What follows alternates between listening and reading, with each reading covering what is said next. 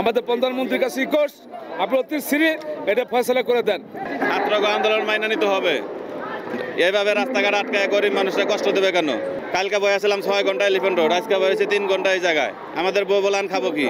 3 ঘন্টা 4 ঘন্টা সিরিয়াল থেকে গ্যাস পাই না। হ্যাঁ, আরে ভাই কি কমো ভাই, দুঃখের কথা ভাই, এটা কোনো কথা হইলো ভাই?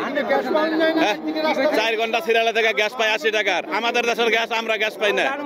ভারতে গ্যাস দিতে বলেন, ভারতে আমাদের গ্যাসের সিরিয়াল নিয়ে 3 ঘন্টা লাগে, কারণটা কি?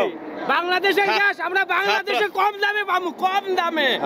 কেন আমরা আন্দোলন মানতে হবে, আর নাইলে 10 থেকে বিদায় হতে হবে। হ্যাঁ, বাংলাদেশের গ্যাস আমার বাংলাদেশে প্রচুর পরিমাণ থাকবে।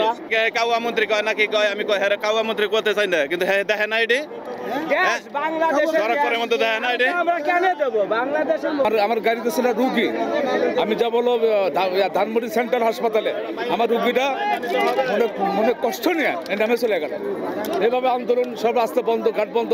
আমাদের প্রধানমন্ত্রীর কাছে রিকোয়েস্ট, আপনি অতি শীঘ্রই এটা ফয়সালা করে দেন। আমাদের জনগণ খুব কষ্ট পাচ্ছে। আপনি ভালো মানুষ, আপনার বাবা ভালো মানুষ, আপনি ভালো মানুষ, আল্লাহ আপনার হাতে সেবা দান করুক। আপনি রাস্তাঘাট সব ক্লিয়ার করে দেন।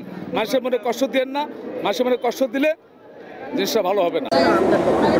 ভাই আমরা সাধারণ মানুষ, আমরা এই কোটার ঝামেলার মধ্যে আমরা সাধারণ মানুষ পড়ে গেছি। আমরা দিন আনি দিন খাই, আমাদের আসলে খুব ঝামেলা হচ্ছে। আমরা 2 ঘন্টা ধরে একই জায়গায় বসে আছি।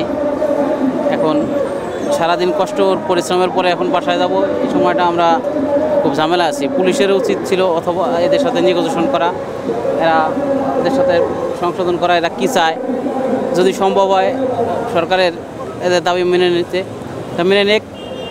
এই ঝামেলা থেকে আমরা পরিত্রাণ চাই।